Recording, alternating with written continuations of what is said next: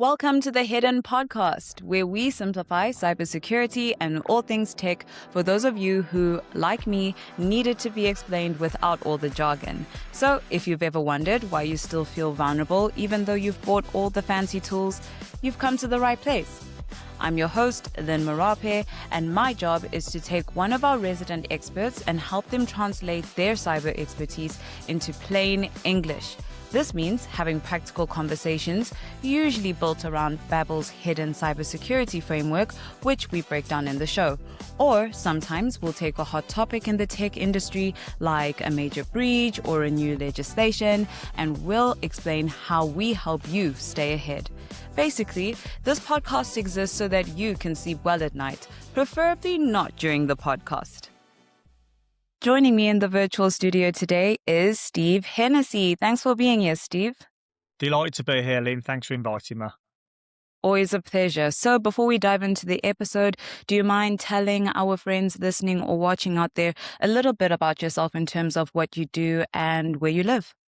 Yeah, of course. So I'm Steve Hennessy. I'm one of the strategic account managers here at Babbel. So I've been with the business for a little over 7 years, but continuously with the organisation for nearly 25, would you believe it, in July. So long time.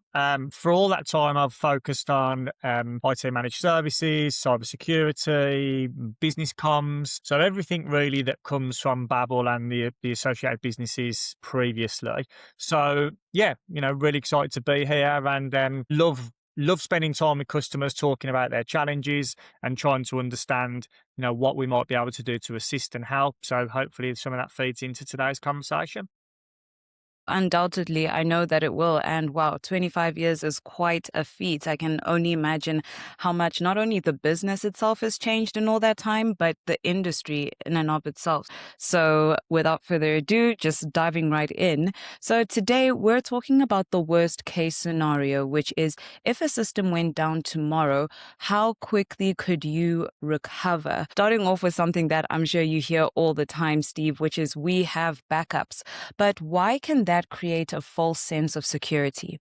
There's a couple of parts to the answer, really. So first of all, we have backups, tick in the box, so that's great. So absolutely, we should be making sure that we've got a separate copy of our data that sits outside the primary source, because if the worst were to happen, we need to be able to gain access to it. But I think what people often overlook is, has that data been tested? Is that data readily available? And to your point, how quickly can we gain access to it? And usually you're only going to be able to understand that by going through some testing phases and also talking with your partner about what you want to achieve. So how quickly do you need to be able to gain access to that data? For example, if you wanted to recover an entire mailbox, then you might be waiting hours, days, weeks, depending on the size of that information. Whereas if it's just a single file or folder, you might be able to recover that quite quickly. I think understanding and talking with the customer and them talking with ourselves about what it is that they're trying to achieve is absolutely key to answering that question. Yeah, definitely a lot to unpack there, especially around this importance of testing that data, right? Which is what we're going to get into in a little bit. But something else that you said jumped out at me in terms of how quickly you're able to restore that data.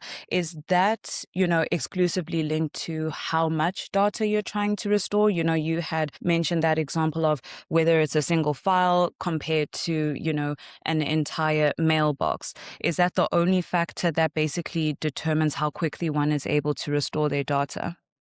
Well, there's a few things that feed into it. So in a lot of circumstances, the backup might not be held locally. So it might be held in a cloud repository or an off-site repository of some description. In that case, when you drag the data back again, you're going to have to do so through an internet connection. So that will definitely have an impact on the ability to recover, as opposed to, we've all used USB devices for our home data backups, potentially for photographs, etc. Plugging that into the side of your machine, you can recover that information very, very quickly. But if you imagine trying to drag that size of information across an internet connection whilst other people are utilizing it, that can have a big impact on it. So connectivity is a big factor. And also, to your point, the size and type of data that you have. So the amount of information that you're trying to recover will certainly have an impact on things, but also the nature of that data, because some data can be quite large to begin with and can be condensed down. Other data, the size that it is on first save is the size that it is when it's backed up somewhere else. So that information can take a bit longer to be able to drag back. Okay, great points, well made as usual. And, it just got me thinking about the statement, which is backups that aren't tested regularly often fail when they are needed most. So, Steve, in your experience, how commonly does the average small business perform restore testing? Well, what you tend to find, Lynn, is that customers will do restores by design. And what I mean by that is they will need files or individual pieces of information. And so they'll go to the backup to drag that information back. So I might accidentally delete a folder, or I might delete a piece of information in my email. So I can go to my IT team and they can then drag that information back quite quickly. That's not really a full test. That's just an example of being able to gain access to the backup. When we talk about testing, what we really mean there is the facility to be able to drag either everything or a large amount of information back, and how long that takes. And so that testing process is around, can I do it first and foremost, which is super important. And then secondly, how long does it take for me to do it? So if I want to bring back a percentage portion of the data that I have, how long does it take me to recover 5, 10, 15, 50, 100% of my data? And then when I understand that, I can then start to prioritize in what order I would want to receive that information. So for a lot of businesses, it might be that there'll be key pieces of information that you want to recover first. So it might be that part of the testing process is, how long is it for me to just gain access to that data?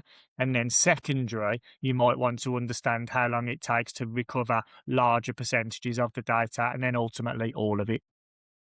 It also reminds me of the previous episode, which we had with Nisha around data controls and, the importance of labeling your data. So I think that could go hand in hand, as you're labeling what is sensitive data, what is data that can be shared externally versus only in certain departments, et cetera, et cetera.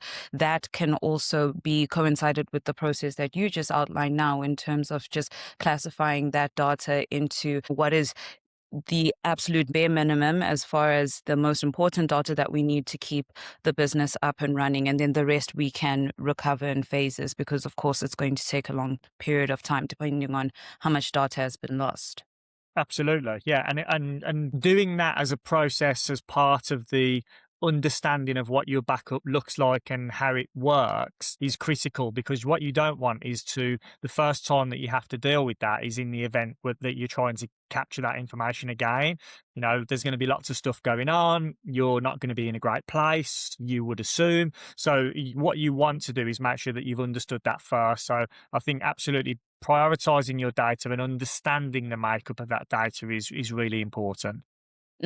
Definitely. All right. So the next question that I have for you here is, why do so many businesses, again, in your experience, assume that they can recover their data instead of actually going ahead and proving it? I think it's just one of those things that's human nature, Lynn, where, a customer buys a service of some description and then naturally assumes it's going to do exactly what it says on the tin. But unfortunately, from a technology point of view, that's not always the case. And quite often that's where organizations like Babel will come into that, because if everything did exactly what you're supposed to, you would never need probably an organization like us to help you with it. You would just buy everything off the shelf and it would work first time. But that's an ideal world and none of us live in that. So we really need to make sure that we are testing what we're understanding is being purchased from a backup perspective, and that we've got a really clear understanding about what it is we're buying and what we're getting in return. Because again, often customers will misunderstand the whole backup term to mean all things to everybody, in terms of, if I have a disaster, that gets me back up and running again. If someone ransomwares my information, I can get everything back instantly. Or if it's just in the sort of simplest element where you're just trying to recover a single file, that can happen instantly. So I think having a really good understanding and having that conversation with your partner, in our case Babel, so that you can be clear on what it is you've bought and what you're likely to get in return, is absolutely key. You can buy all the best of breed solutions that there are out there, but it's also about how you use it and making sure that you leverage the most out of it. But something else that you said jumped out at me when you mentioned ransomware, right? Because we, of course, are going to tie this back to cybersecurity. So, Steve, in your opinion, why are attackers increasingly targeting backup systems first? You think about the concept of what those people are trying to do when they carry out these attacks. They want to put the victim, let's call them, into a situation where they're backed into a corner and they have to do what they're being asked to do. So in this case, let's say pay a ransom of some description. So if I have something over here and then I have a duplicate copy of it over here, it makes sense that if you take away my copy, then I've only got one version of the truth. So if you then stop that from being accessible, I'm bound by whatever it is that you're asking me to do. So it makes more sense nowadays to try and get round that backup option and that secondary copy of your data, because if they can render that useless or indeed inaccessible, then from that point of view, that they really do have you in a tight spot if they're then able to access the primary data. So I think that's mainly the reason why people are targeting the backup first and then going after the primary data secondary. Yeah. And would you add to that maybe the fact that people, not everybody, of course, but people tend to take their backups for granted, as we were talking about, not necessarily testing that recovery as often as they should, et cetera, et cetera. So because they don't really have that focus on their backups, they're obviously looking at the data that they're working on in real time that's sitting within the organization. So that's basically what tends to get the most security as far as the efforts and the focus is concerned. And then, you just assume that your backup is just your backup in case something goes wrong, but somebody could actually be targeting and trying to get into that backup system as well. Yeah, absolutely. I mean, a common misconception when you talk to customers is that my data's in Office 365, Microsoft are protecting it, and so hence I believe that that data is being backed up. Well, in fact, that's absolutely not the case. And if you listen to what Microsoft advise customers, they actually direct you to have a secondary, separate copy of that data stored somewhere else outside of their ecosystem for that exact reason, so that you've got a safety net to fall back on. Because people are focused on what the primary looks like and where to keep that and how to password protect that. And as you said, Lynn, that's super important. But as important, in fact, more important is what you're doing with the backup copy, because that's what you might need to fall back on in the event of a problem occurring. So really important that you give the same level of thought to that as you do what's happening to the primary levels of information. Yeah, definitely. And I love the fact that you brought up even, the fact that Microsoft advises you to, for a lack of a better term, not put all your eggs in one basket, right? So switching gears back to this, notion of recovery, what are recovery time objectives?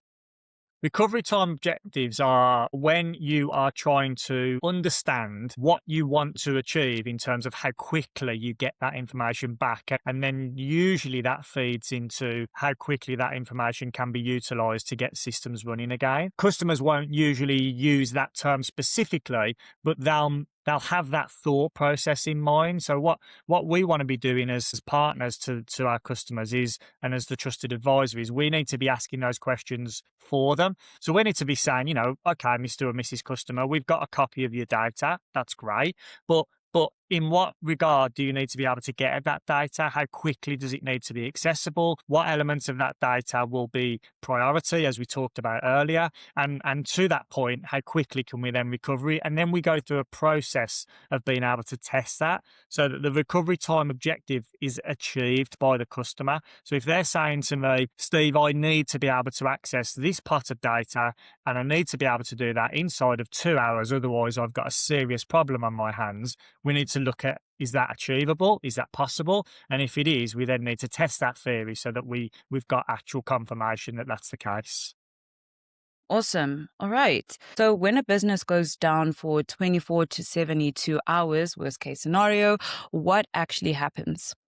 Well, I mean, it really will vary from business to business, but invariably, all it really means is, key systems being unavailable. So in the event of those systems going offline and being unavailable, again, you'd be working with the customer to understand what that looks like. There are lots of organisations that might be able to continue to a degree in a manual fashion.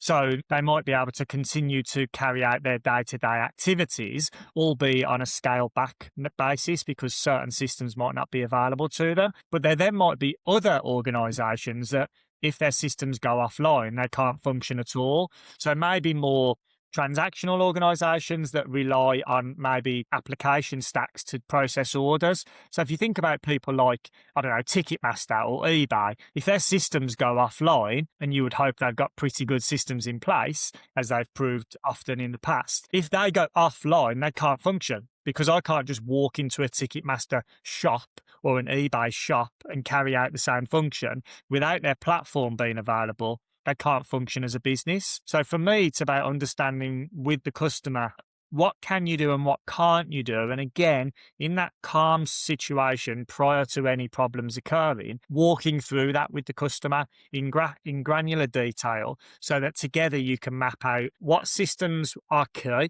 what you need to do to provide resilience around those systems, and what is the non-negotiable, what has to be working for them to be able to function effectively as a business.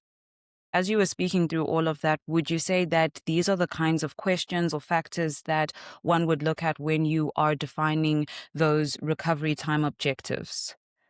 Absolutely. To the Okay. point you just made around those particular customers, if you were providing services to an organization that was highly reliant on a particular application, you would need to be saying to them, in order to have that back up and running within 20 minutes, it's not possible for us to actually use a backup to drag that information back again. What we're going to need is something that gives you a level of business continuity or disaster recovery. So you're encroaching into a new area, probably in a similar family to backup, but it's not the same thing, and that's really important when we're talking to a customer around that. So they might say to themselves, from a non-technical point of view, I need a backup of my systems. Again, it's our job, Lynn, to talk to the customer and unpack that with them. When they say that, what do they really mean? What are they trying to achieve? Are they saying that if system A is not available for 1 hour, they lose X amount of pounds or euros or dollars or whatever the case may be? And if they are, do we need to then look at a system that allows that primary system to go offline while something else jumps into its place? And then, as I say, we're in the realms then of disaster recovery and business continuity, as opposed to what I would call traditional backup. Okay. So that nicely segues into the next question that I have for you, which is the difference between backup versus recovery. And you've already answered this in part. So maybe just like a summary of what you've just said. So, what's the technical and operational difference between backup and recovery? Backup is just the concept of taking another version of something, so a copy of something, if you like, and having that in another location. Recovery is about what you do to get that information back again. And when you think about recovering data, it might be that I click a button, or the IT team with much bigger brains than me click a button, and they'll start dragging information back. And that might take 1 hour, 2 hours, 10 hours, 24 hours, however long it's going to take. But I'm happy that as long as I get all of that information back again, no problem. From a customer perspective, their recovery might be, well, how quickly can I recover? How quickly can my business get back on its feet from the problem that they're encountering? And that's where we have to dig deeper and ask the right questions around, what is it that we're talking about here? Are we talking about a copy of something, or are we talking about the ability to recover from an event of some description? Nice. All right. So I would say, put differently, of course, as you know, the layman in this conversation, just making sure I'm on the same page as you. So backup is about storage, and then recovery is something that is tested. So, you have alluded a few times throughout this conversation, and rightfully so, about doing all of this in a calm state, right? But obviously that isn't always the case. So in your experience, Steve, why does disaster have to strike first in a lot of cases before business leaders take a step back and put together this business continuity plan or look at their backups and look into recovery and things like that? Yeah, I think the challenge is just one of human nature, so no one is saying to themselves, I'm not interested in that. I'm not going to worry about what might happen in the event of a problem. What they're doing is they're buying a product or a service and they're saying to themselves, I've ticked that box and I'm all sorted. It's going to be taken care of. But all too often what happens is potentially the detail hasn't been gone into as per some of the previous stuff that we've spoken about, or there isn't a clear understanding between the two parties, between the advisor and between the customer about what they're buying and what they're getting in return. And so what we find when we talk to customers sometimes or potential new customers is the first time they've had to go to that is when the worst has happened. Usually that's the trigger. It sharpens people's focus. Everyone's super interested in that as a particular situation because they've gone through something that's quite painful. And so then they want to examine the finer detail around it. Yeah, great points, well made as usual. As you were talking about all of this, it just goes to show that, the importance of recovery is just helping you move from hoping that this recovery will work by testing it and documenting it and actually rehearsing it, like almost like a fire drill. You just want to make sure that everybody in the business knows the right protocols to follow so that when disaster does strike, calm minds prevail, as they say all the time. And as you said, when it happens after the fact, that's usually when tensions are high, emotions are through the roof and things like that. And again, going back to that element of human nature, which is why we touched on human risk in one of the earlier episodes. So yeah. Yeah, absolutely. And I think the fire drill example is a really great one. Even our children in schools, they'll run through that fire drill, that process of understanding what they need to do. Because of course, heaven forbid, if they find themselves in a situation where they have to do it for real, they'll be under a different set of pressures and it'll be scary. And so what they need to be able to do is carry out those instructions, having practiced them numerous times before. So it's a really great way to break it down, Lynn, actually, from a non-technical sense. Walking through something in the calm environment gives you the opportunity to see where potential pitfalls might be so that you don't learn about them for the first time when there's a real problem happening. Exactly. So, Steve, if you had to define what the non-negotiables for resilience are, what would they be? Okay, so the non-negotiables for resilience, again, talking to customers, that will usually have an impact based on the nature of the business. So if you are certain type of organization, you might have to have connectivity to be able to stay up and running. So looking for single points of failure. Have you only got one internet connection? Have you only got one application that's running your primary systems? Have you only got one means to be able to access that data? Then you might want to identify those and look at how you can reduce that risk by having additional resilience in place. So, backup is a non-negotiable. You have to have a standard copy of everything you have somewhere else in a place that you can get to. So in the absolute worst case scenario, at least you can go to that and start again. And then you work backwards from that. You then start to understand, how quickly do I want to recover? With what systems do I need to help me recover? So you then start talking to the customer about what that looks like and how that might work for them. And then those single points of failure from a technology point of view. So are you an organization that has a contact center? Do you make and take all of your calls through that contact center in such a way that if that was offline, that would have a detrimental effect to your business? If you do, you need to think about connectivity resilience. So backup forms lots of different headers, if you like. It's not just about data. It's about having a way to recover when something happens. So I think that's why often people will use that collective term of backup and mean lots of different things for it. So that's why you have to probe from a questioning point of view and make sure you're all on the same page and really clear about what it is that you're trying to achieve. Yeah, I couldn't agree more. And, just to add to that or to summarize it again, making sure we're on the same page is, having those managed backups. And by managed, we mean both monitored and protected.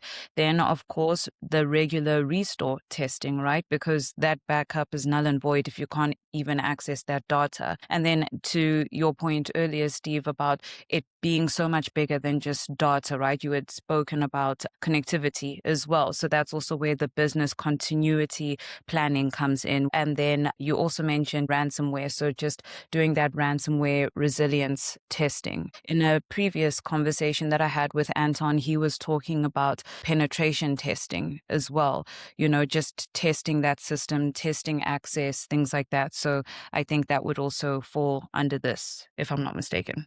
Absolutely. It comes back to Okay. the point that we spoke about and that you made so well early on around assumption.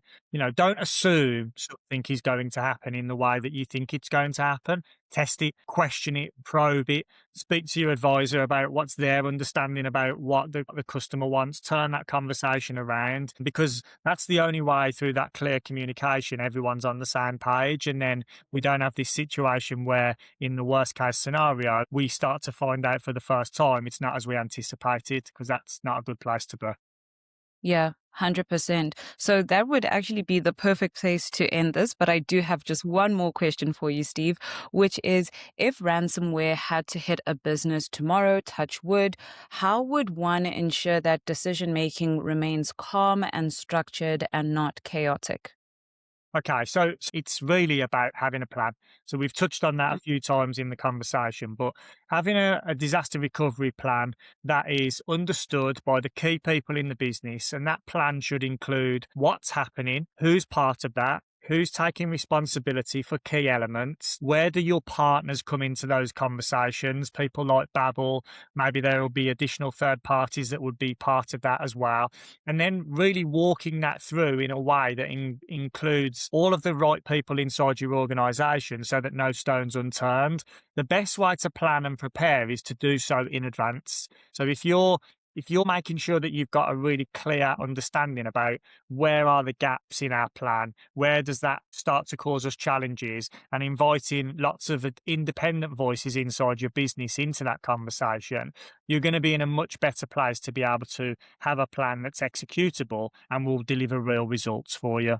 Love that. I couldn't have ended it on a better note. So, without further ado, thank you so much again, Steve, for joining us today. It's been an absolute pleasure talking to you. Thanks for inviting me, Lynn. Love to talk to you. Lovely. That's a wrap on today's episode of the Hidden Podcast. If this episode gave you an aha moment that helped you untangle something that's been bugging you, subscribe and share it with a friend who's in the same boat. And if you're wondering where you stand across the 6 hidden layers, try our cybersecurity snapshot in the description below. It's a lot less painful than a breach. Until next time, don't let your risks stay hidden.